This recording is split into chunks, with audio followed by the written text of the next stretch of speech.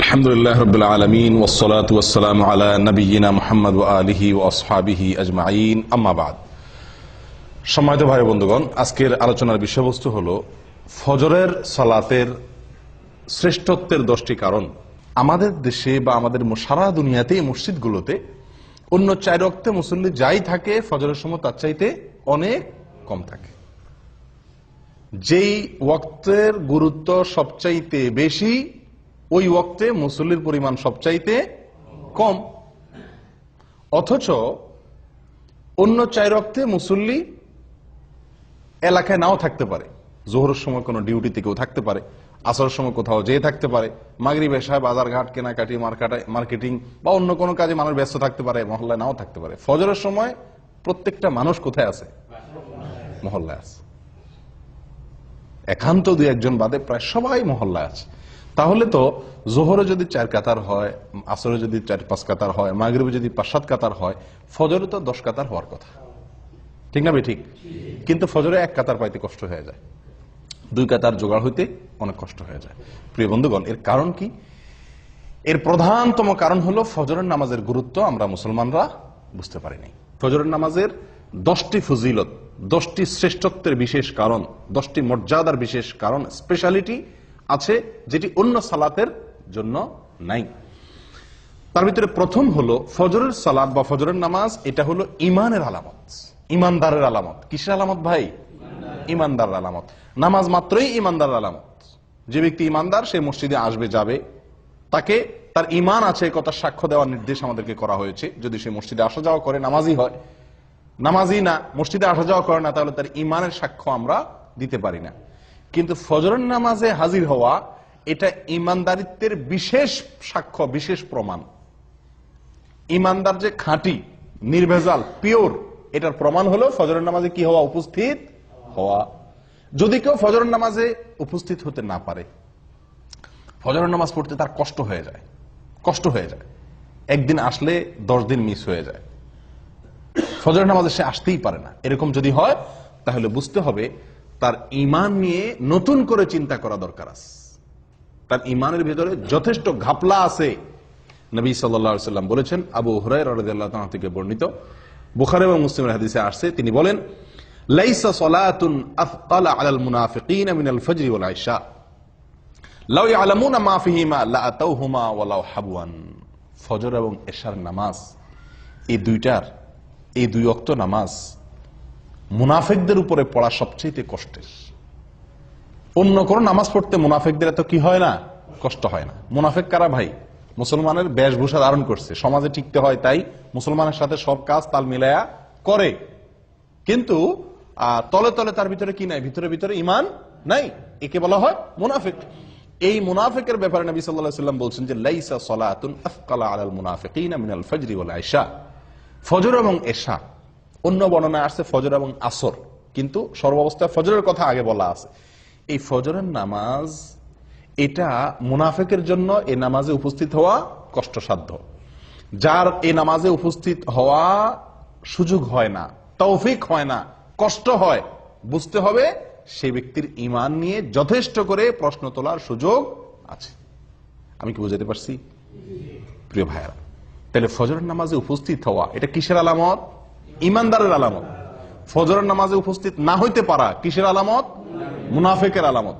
মুনাফিকের জন্য এটা কঠিন হয়ে যায় উপস্থিত হইতে পারাটা। তাহলে অন্য সালাত, জোহরের ব্যাপারে এটা বলা হয় নাই যে জোহরের নামাজে মুনাফিকরা আসতে কষ্ট হয়। জোহরের নামাজে 1 নম্বর, 2 নম্বর, 3 নম্বর, 4 নম্বর সব কিসিমে, 3rd class, 2nd class, 1st class সব কিসিমের মানুষ কি জোহরে আসতে পারে, মাগরিবে আসতে পারে। বুঝে আসছে কথা? কিন্তু ফজরের নামাজ এটা এমন একটা নামাজ যে এই নামাজে যে মুনাফিক 2 নম্বরই করে আসে, মানুষ দেখাইতে আসে, সে এই ভোর রাত্রে আরামের ঘুম ফালায় আসাটা খুব বেশি সহজ না। যদি কেউ আসতে পারে বোঝা যাবে সেই লোকটা হলো খাঁটি ইমানদার, তার ভিতরে ইমান আছে। প্রিয় ভাইরা, তাহলে এই কোষ্টি পাথরে আজকে যাচাই করলে বহু লোক ইমানদারিত্বের পরীক্ষায় উত্তীর্ণ হওয়া কঠিন হয়ে যাবে। ইমানদারিত্বের প্রমাণ দেওয়া অনেকের জন্যই কি কষ্টকর হয়ে যায়। প্রিয় ভাইরা, তাহলে ফজরের নামাজের প্রথম ফজিলতের বিষয় হলো এটি ইমানদারের আলামত। কার আলামত? ইমানদার আলামত। ফজরের নামাজে উপস্থিত হইতে পারা মুনাফিকি থেকে মুক্তির একটি অন্যতম উপায়। আপনি মুনাফিকি থেকে নিজে মুক্ত, এটা প্রমাণ করার অন্যতম উপায় হলো ফজরের নামাজে কি হওয়া, উপস্থিত হতে পারা। নাম্বার 2, ফজরের নামাজ যদি কেউ আদায় করে তো ওই দিনের জন্য সে আল্লাহ সুবহানাহু ওয়া তাআলার জিম্মায় চলে যায়। কোথায় চলে যায়? আল্লাহ সুবহানাহু ওয়া তাআলার সুরক্ষা সে লাভ করে ওই দিনের জন্য।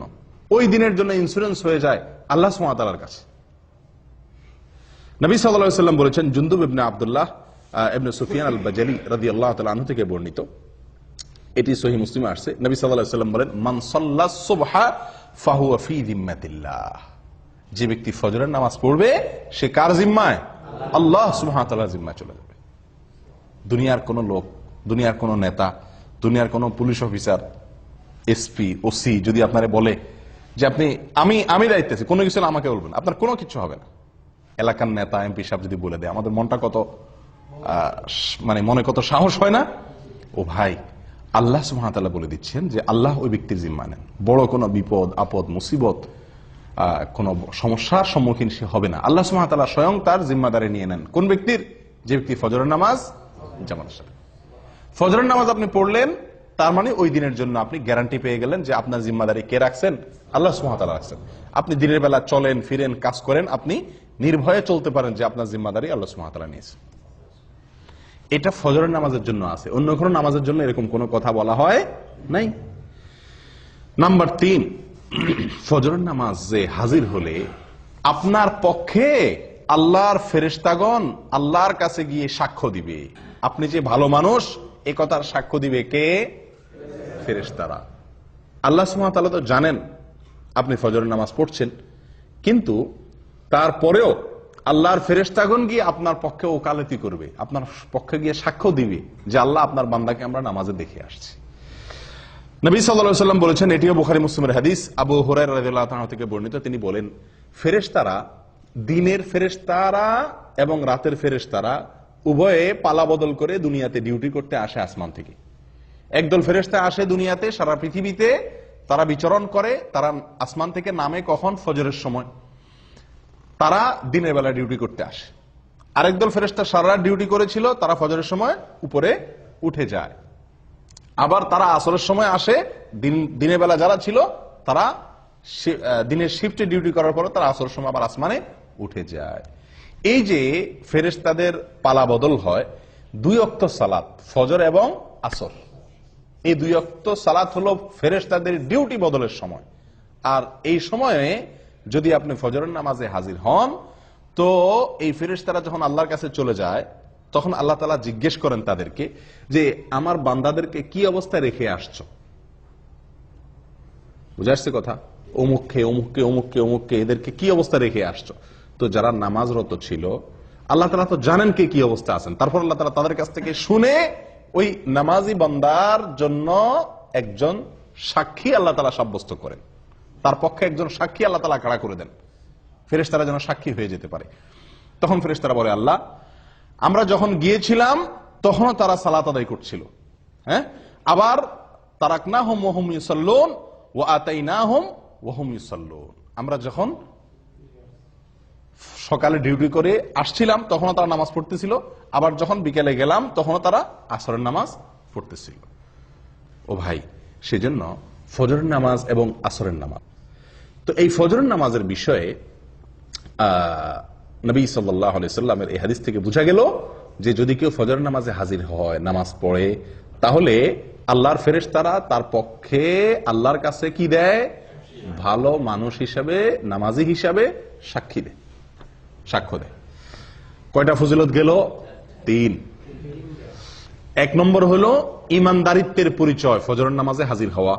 মুনাফিকি খাতা থেকে নাম কাটার একটা অন্যতম সুযোগ হলো কি করা? ফজরের নামাজে হাজির হওয়া। নাম্বার 2, ফজরের নামাজ পড়লে ওই দিনের জন্য আল্লাহর জিম্মায় চলে যায়। কোথায় চলে যায়? আল্লাহর জিম্মায় চলে যায়, আল্লাহ সুবহানাহু ওয়া তাআলার দায়িত্বে চলে যায়। নাম্বার 3, ফেরেশতারা ওই ব্যক্তির জন্য কি করে? ভালো মানুষ হিসাবে তার জন্য সাক্ষ্য দেয়।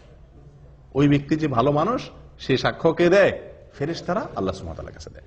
নাম্বার 4, ফজরের নামাজ যদি কেউ জামাতের সাথে আদায় করে, যদি কেউ ফজরের নামাজ পড়ে তাহলে আল্লাহ সুবহানাহু ওয়া তাআলা তাকে সারা রাত জেগে নফল ইবাদত করার সওয়াব দেয়।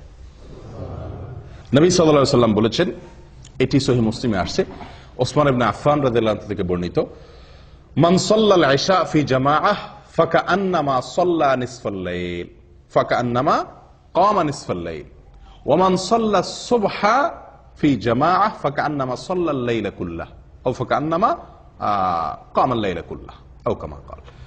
ভাই, যদি কেউ এশারের সালাত জামাতের সাথে আদায় করে তো ওই ব্যক্তি অর্ধেক রাত দাঁড়িয়ে দাঁড়িয়ে নফল ইবাদত করলে, তাহাজ্জুদের নামাজ পড়লে যে সওয়াব পাইতো সেই সওয়াব আল্লাহ সুবহানাহু ওয়া তাআলা তাকে দিবেন। যদি এশার নামাজ কোথায় পড়ে? জামাতের সাথে মসজিদে হাজির হয়ে আদায় করে। আর যদি কেউ ফজরের নামাজ জামাতের সাথে আদায় করে তো আল্লাহ সুবহানাহু ওয়া তাআলা তাকে সারা রাত দাঁড়িয়ে তাহাজ্জুদের নামাজ পড়ার, নফল নামাজ পড়ার, রাত জেগে সারা রাত জেগে নফল নামাজ পড়ার সওয়াব আল্লাহ তাআলা তাকে দান করবেন।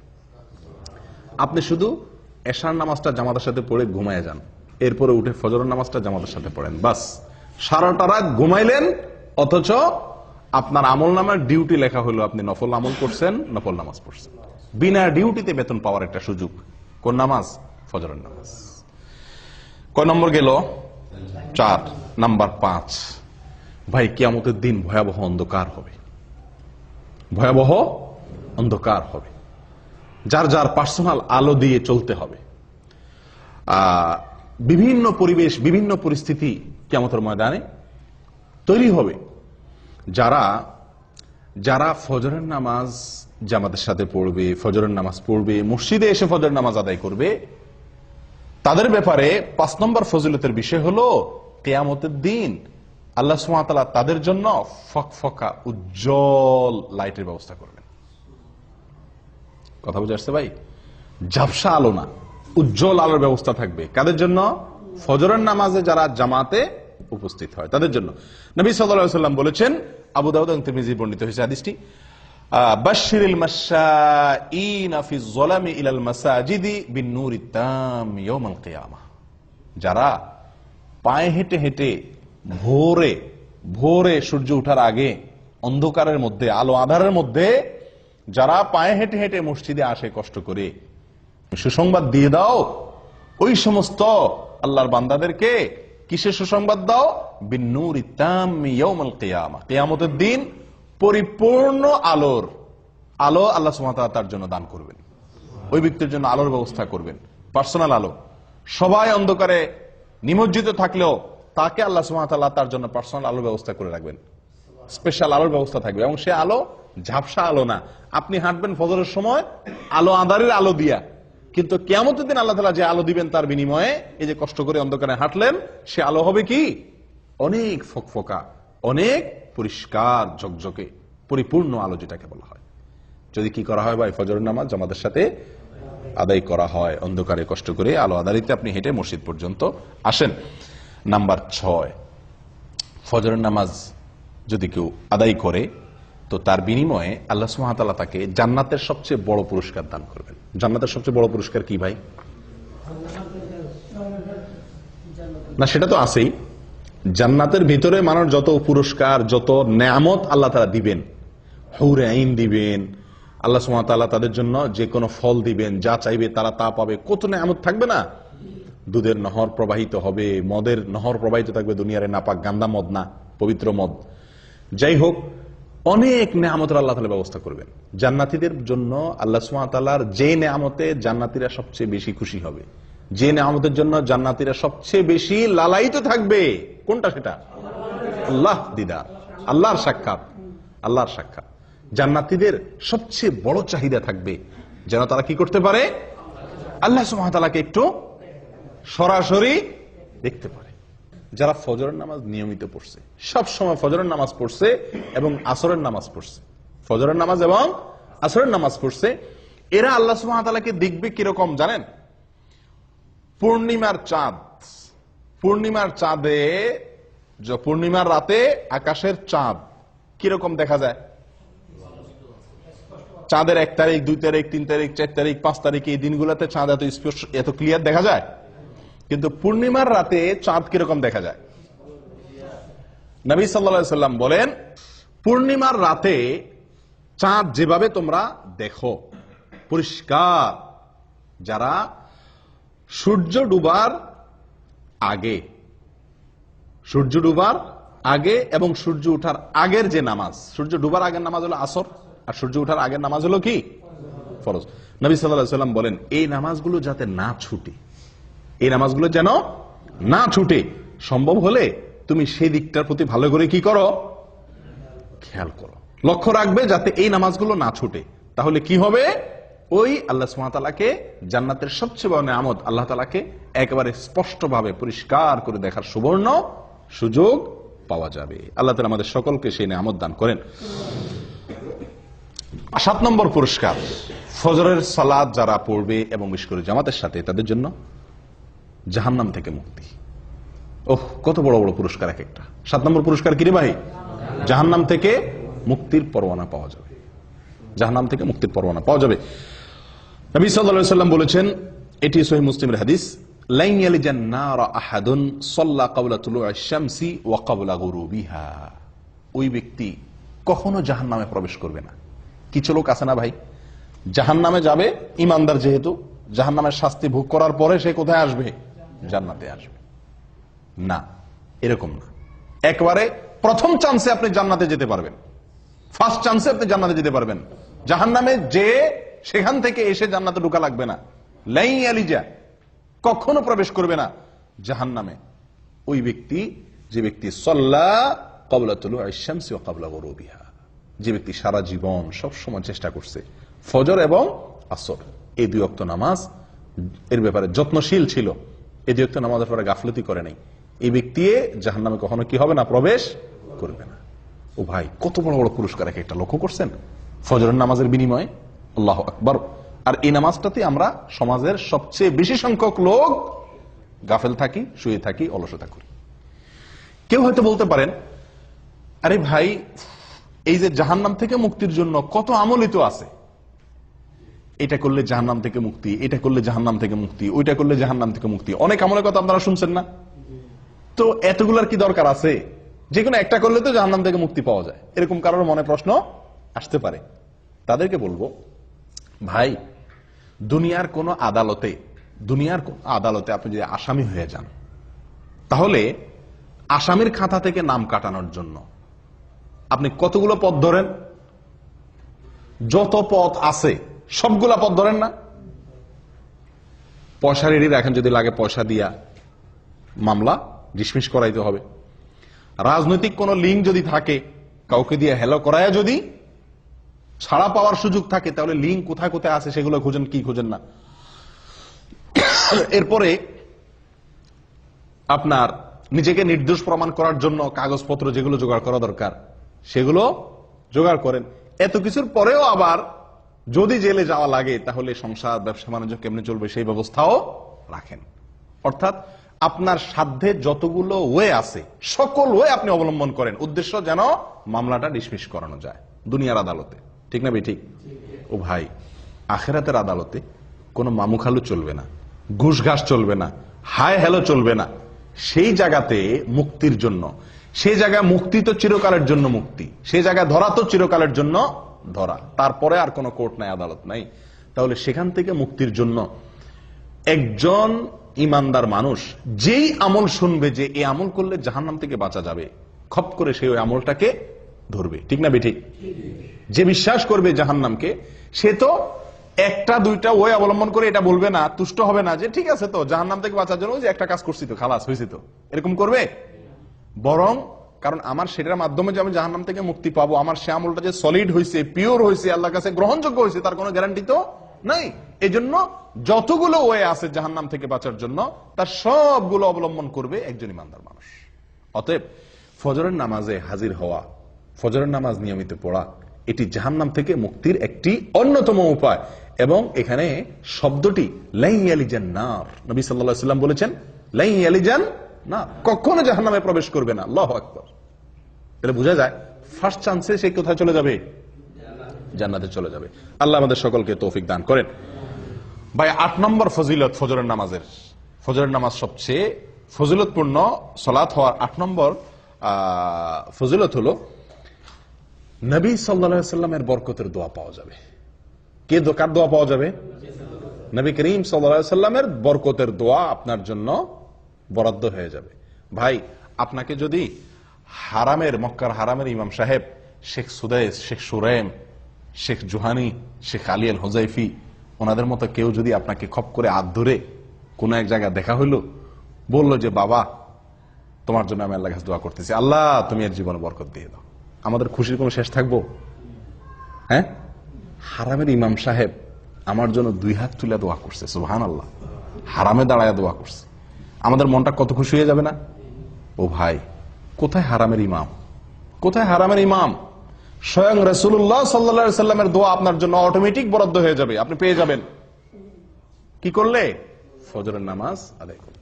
নবী সাল্লাল্লাহু আলাইহি সাল্লাম দোয়া করছেন, আল্লাহুম্মা বারিক লি উম্মতি ফি বুকুরিহা, আল্লাহুম্মা বারিক লি উম্মতি ফি বুকুরিহা, হে আল্লাহ আমার উম্মতের জন্য সকালের সময় আপনি বরকত দান করবেন।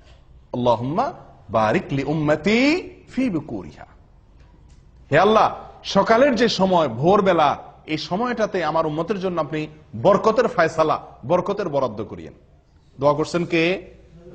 নবী সাল্লাল্লাহু আলাইহি সাল্লাম। এই দোয়া সুনানে আবু দাউদে এবং মুসনাদে আহমদে বর্ণিত হয়েছে।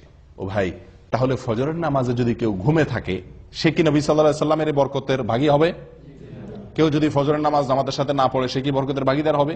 যে ব্যক্তি আল্লাহর হুকুম পালন করবে, ফজরের জামাতে হাজির হবে, সে ব্যক্তি নবী সাল্লাল্লাহু আলাইহি সাল্লামের বরকতের দোয়া পাবে, তার ভাগীদার সে হবে। কারণ সকালের এই সময়টাতে বরকতের দোয়া করছেন কে? নবী সাল্লাল্লাহু আলাইহি সাল্লাম। অতএব এই সময় যদি আমি ইবাদত করি, তো আমার ইবাদতের মধ্যেও কি হবে? নিঃসন্দেহে বরকত হবে। এটা বরকত নেওয়ার সময়, বরকত নাজিলের সময়। এই সময় ঘুমায় থাকলে সে বরকত থেকে কি হবে? বঞ্চিত হবে। 8 নম্বর ফজিলত গেল। 9 নম্বর হলো ভাই, দুনিয়া এবং দুনিয়ার মধ্যে যা কিছু আছে, দেখেন এক একটা পুরস্কার দেখেন, সুবহানাল্লাহ, ফজরের নামাজের বিনিময়ে। দুনিয়া এবং দুনিয়াতে যা কিছু আছে, সারা পৃথিবী এবং পৃথিবীতে যত কিছু আছে, এই সব কিছু থেকে উত্তম ফজরের 2 রাকাত নামাজ, ফজরের 2 রাকাত সালাত। দুনিয়া এবং দুনিয়ার ভিতরে যা কিছু আছে সবকিছু থেকে উত্তম। সহিহ মুসলিমের হাদিসে আসছে, নবী সাল্লাল্লাহু আলাইহি সাল্লাম বলেছেন, রাকাতাল ফজর খায়রুম মিনাদ দুনিয়া ওয়া মা ফিহা। আল্লাহু আকবার। রাকাতাল ফজর খায়রুম মিনাদ দুনিয়া ওয়া মা ফিহা। ফজরের 2 রাকাত নামাজ দুনিয়া এবং দুনিয়ার ভিতরে যা কিছু আছে সব কিছুর মালিক হওয়ার চাইতে, সকল কল্যাণের চাইতে বেশি কল্যাণের, বেশি মর্যাদার, বেশি শ্রেষ্ঠ ফজরের 2 রাকাত নামাজে, ফরজ নামাজে হাজির হওয়া বা ফজর নামাজ পড়া। কথা বুঝতে পারছি ভাই? চিন্তা করেন, সারা পৃথিবীকে এক পাল্লা রাখলেন, আর কেউ 2 রাকাত ফজর নামাজ পড়লো, তো এই যে একটা আমল করলো, এই আমলটির মর্যাদা, এর শ্রেষ্ঠত্ব ওই সারা দুনিয়ার মালিক হওয়ার চাইতে বেশি আল্লাহ সুবহানাহু ওয়া তাআলার কাছে। কয় নম্বর গেল ভাই? 9 নম্বর। 10 নম্বরটা হলো দুনিয়াবি। শেষের 3টাই দুনিয়াবি বলা যেতে পারে, দুনিয়াবি লাভ। প্রথম যে 3টা বলছিলাম সেগুলো হলো আখিরাতের লাভ, প্রথমগুলা। শেষের 3টা নবী সাল্লাল্লাহু আলাইহি সাল্লামের বরকতের দোয়া সকালবেলা সময়টার জন্য। তারপরে যায় দুনিয়া এবং দুনিয়ার মধ্যে যা কিছু আছে সবচাইতে উত্তম হওয়া। 3 নম্বর হলো মানসিক প্রফুল্লতা অর্জন হবে।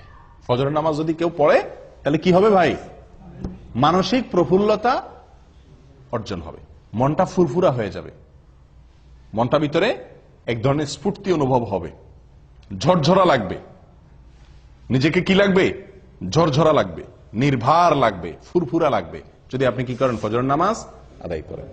এবং এই পুরস্কারটি একেবারে বাস্তবিক, অর্থাৎ এই পুরস্কারটি আমরা নিজেরা সরাসরি ফিল করতে পারি, অনুভব করতে পারি, এরকম পুরস্কার।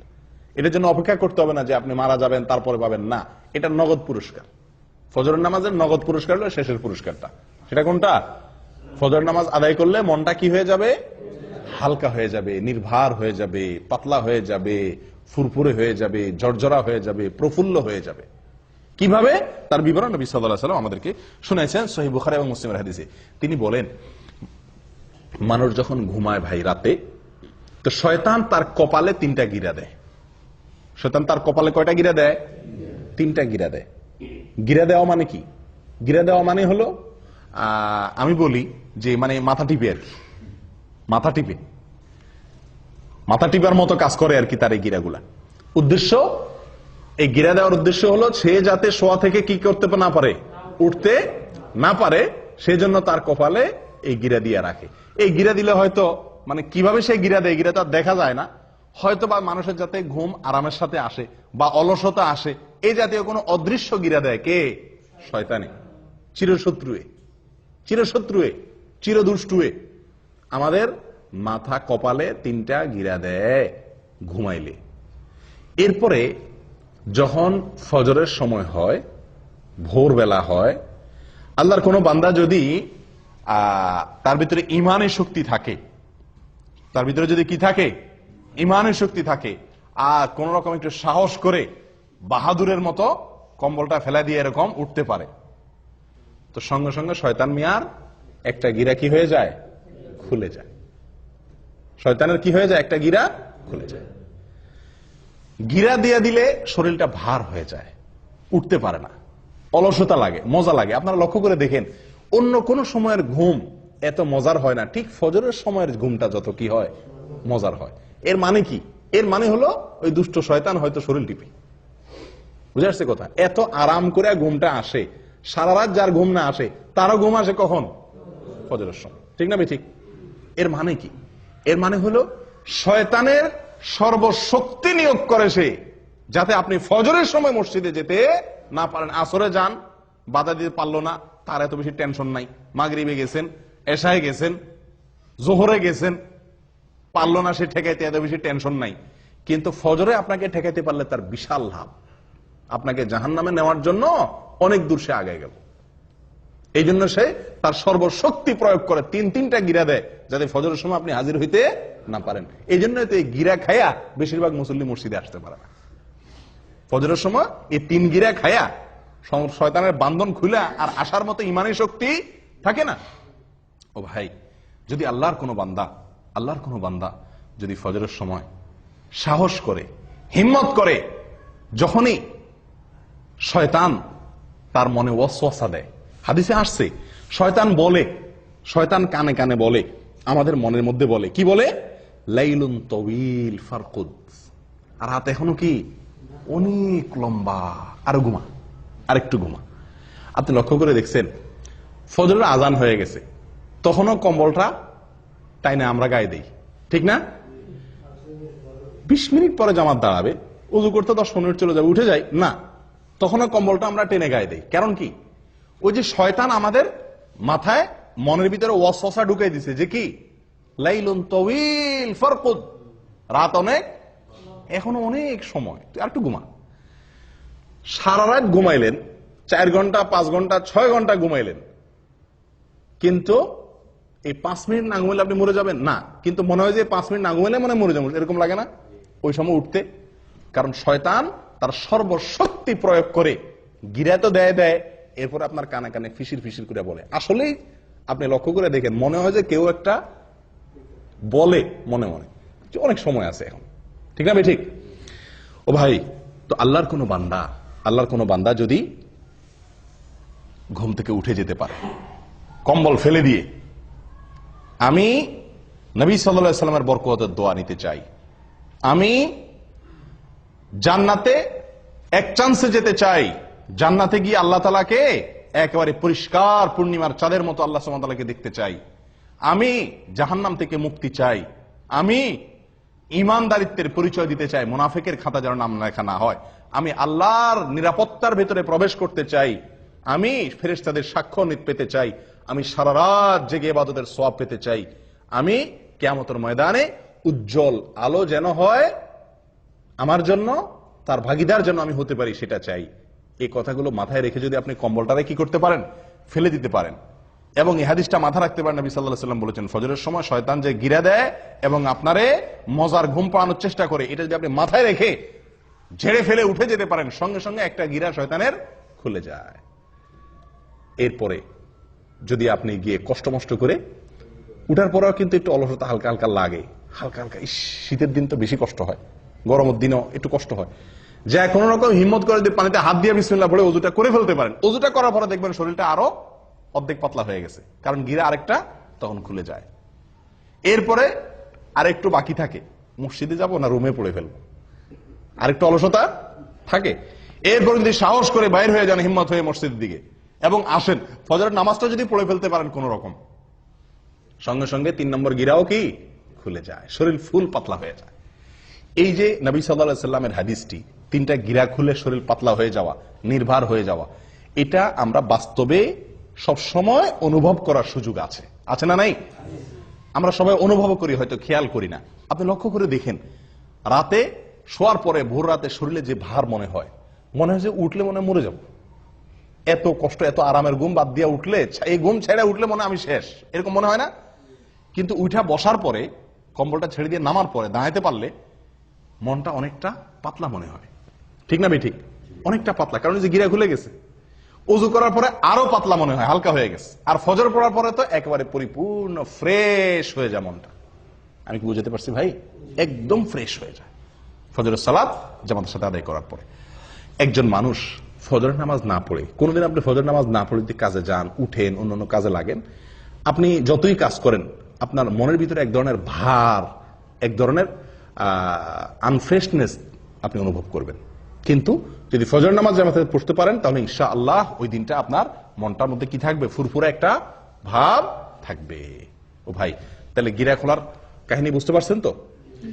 আমরা তো বলি যে দুনিয়ার কোন কাজে যদি আপনি আরামের ঘুম বাদ দিয়ে উঠেন, মেজাজটা গরম হয় না? সামনে কেউ কিছু বললেও খিটখিটে মেজাজ লাগে, ঠিক না? ঠিক। এরপরে আপনি উঠলেন, ঘুম থেকে উঠে যাইতেছেন, যত দূর সামনে আগান তত মেজাজ আরো খারাপ হয়, ঠিক না? ঠিক। আপনি ঘুমের মধ্যে আছেন, হঠাৎ করে আপনার মালিকে বসে ফোন দিয়ে বসছে, এই তাড়াতাড়ি আসো। আপনি ফোন কাটা উঠলেন, ঘুমটা খুব জমছিল, শীতের দিন, উঠে বাইরে হয়েছেন, যতদূর সামনে আগান মেজাজ আরো গরম হয় না? আস্তে আস্তে বাইরে আসছেন, উফ আরো ঠান্ডা, আরো মেজাজ আরো গরম হয় না? শরীরটাতে এক ধরনের মানুষ অপ্রস্তুতি ভাব চলে আসে, মানুষের মধ্যে বিরক্তির ভাব চলে আসে, ঠিক না? ঠিক। কিন্তু যদি কেউ ফজরের নামাজ জন্য উঠে, এই প্রত্যেকটা কাজের পরে উঠলো, ওযু করলো, নামাজ পড়লো, পটপট করে শরীরটা আরো কি হতে থাকে? পাতলা হতে থাকে। কারণ যে শয়তানটাকে ভার করে রাখছে, আল্লাহ সুবহানাহু ওয়া তাআলা ইবাদতগুলোর মাধ্যমে তাকে আল্লাহ তাআলা কি করে দেন? পাতলা করে দেন। তাহলে ভাই, যদি কেউ ফজর নামাজ আদায় করে, নবী সাল্লাল্লাহু আলাইহি ওয়াসাল্লাম বলেছেন, ফাসবাহা নাশীতান তিবান নাফস, ফজর নামাজ আদায় করতে পারলে, তিনি গিরা খুলে গিয়ে সে ব্যক্তি হাসি খুশি, প্রফুল্ল এবং পবিত্র মন নিয়ে তার দিনটা শুরু করে।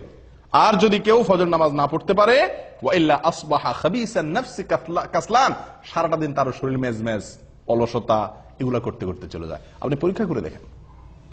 আল্লাহ তাআলা আমাদের সকলকে এই ফজরের গুরুত্ব বুঝার তৌফিক দান করেন। 10টি গুরুত্ব, 10টি ফজিলতের কথা আমরা শুনলাম। আমি আবারও বলছি একটি একটি করে। নাম্বার 1, ফজরের নামাজ মুনাফিকদের জন্য কঠিন হয়, ঈমানদারদের জন্য সহজ হয়। অতএব ফজর নামাজে হাজির হতে পারা ঈমানদারের পরিচয়। নাম্বার 2, ফজর নামাজে হাজির হলে তার জিম্মাদারি কে নেয়? আল্লাহ সুবহানাহু ওয়া তাআলা নেন। ওই দিনের জন্য আল্লাহ জিম্মাদারি নিয়ে নেন, আল্লাহর নিরাপত্তার ভিতরে সে প্রবেশ করে যদি ফজর নামাজ আদায় করে। নাম্বার 3, ফেরেশতারা আল্লাহ সুবহানাহু ওয়া তাআলার কাছে গিয়ে ওই ব্যক্তির পক্ষে কি দেয়? সাক্ষ্য দেয় যে সে সালাত আদায় করছে, ভালো কাজ করছে। নাম্বার 4, যদি কেউ ফজর নামাজ জামাতের সাথে আদায় করে, তো আল্লাহ সুবহানাহু ওয়া তাআলা তাকে সারা রাত দাঁড়িয়ে তাহাজ্জুদের নামাজ পড়ার সওয়াব, নফল নামাজ পড়ার সওয়াব দান করেন। নাম্বার 5, ফজর নামাজ যদি কেউ জামাতের সাথে পড়ে, আলো আধারিতে কষ্ট করে মসজিদে আসে নিয়মিত, তো আল্লাহ সুবহানাহু ওয়া তাআলা তার বিনিময়ে কিয়ামতের দিন তাকে পরিপূর্ণ আলোর ব্যবস্থা করেন, তার জন্য স্পেশাল, তার জন্য আলোর ব্যবস্থা করেন কিয়ামতের দিন। 6 নম্বর পুরস্কার হলো আল্লাহ সুবহানাহু ওয়া তাআলাকে দেখা জান্নাতীদের সবচেয়ে বড় পুরস্কার, সবচেয়ে বড় পুরস্কার। এই পুরস্কারটি সে শুধু পাবে তা নয়, পূর্ণিমার চাঁদ যেরকম মানুষ দেখতে পারে পূর্ণিমার রাতে, আল্লাহ সুবহানাহু ওয়া তাআলাকে সেই এরকম পরিষ্কার ভাবে দেখতে পারবে। এবং সে না, সব জান্নাতীরা কেউই ভিড় করবে না আল্লাহকে দেখার জন্য। দেখার জন্য একটা জিনিস দেখতে গেলে, অনেক লোক দেখতে গেলে ভিড় করে অনেক সময় দেখা লাগে না, আল্লাহ সুবহানাহু ওয়া তাআলাকে সেরকম ভিড় করে দেখতে হবে না।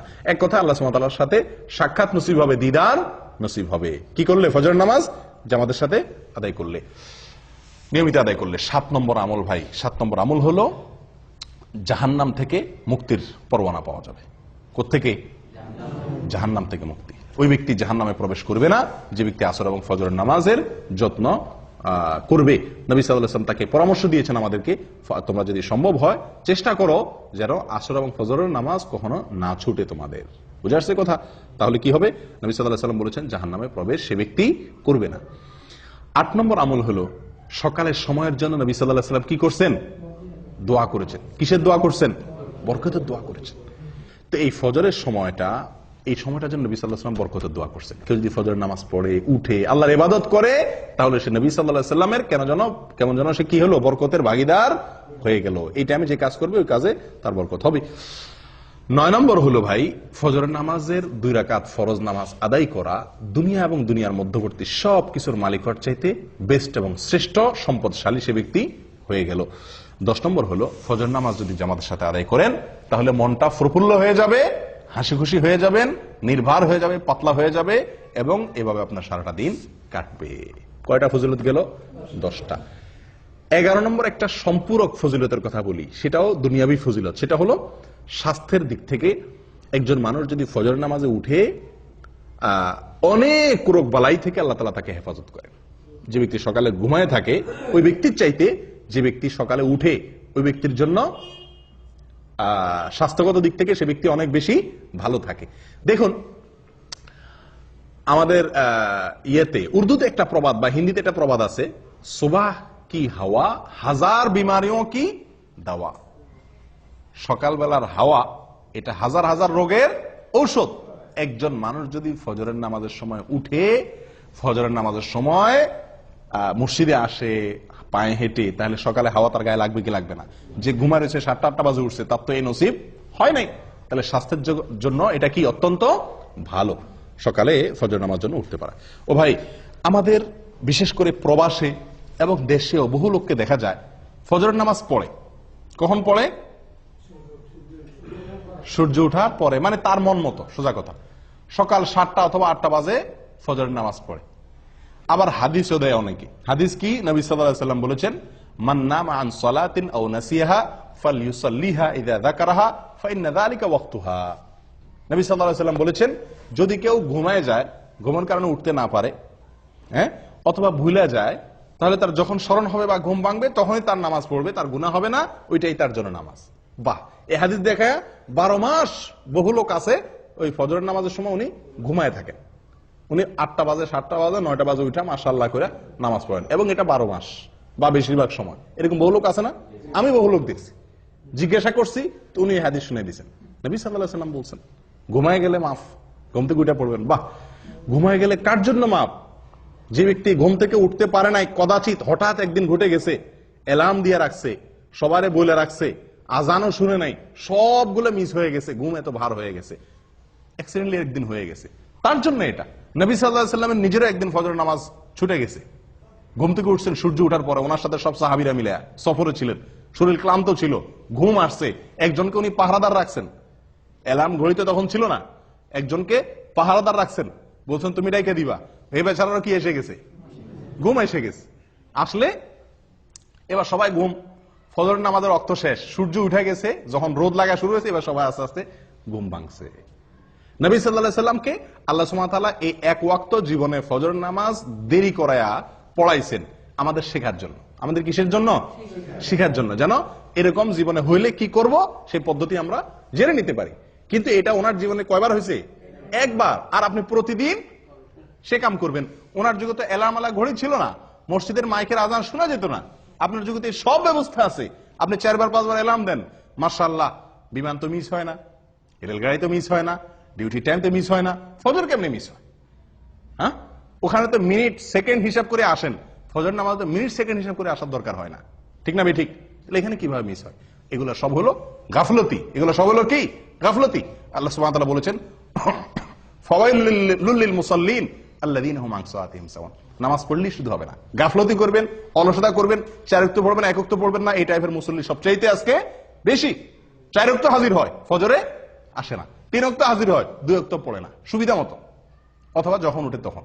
ভাই, এভাবে আদায় করলে কখনো নাজাত বা মুক্তি পাওয়া যাবে না। যে নামাজটা সবচেয়ে গুরুত্বপূর্ণ, যে নামাজটা পড়তে কষ্ট হয়, এটার মর্যাদা সবচেয়ে বেশি, এটার গুরুত্ব সবচেয়ে বেশি দিতে হবে। অতএব আপনি এই অজুহাত দিতে পারবেন না যে আমি ঘুমায় গেছি এই জন্য 8টা 9টা বাজে উঠা পড়ছি, এটা একদিন হতে পারে। সবসময় হতে পারে এটা?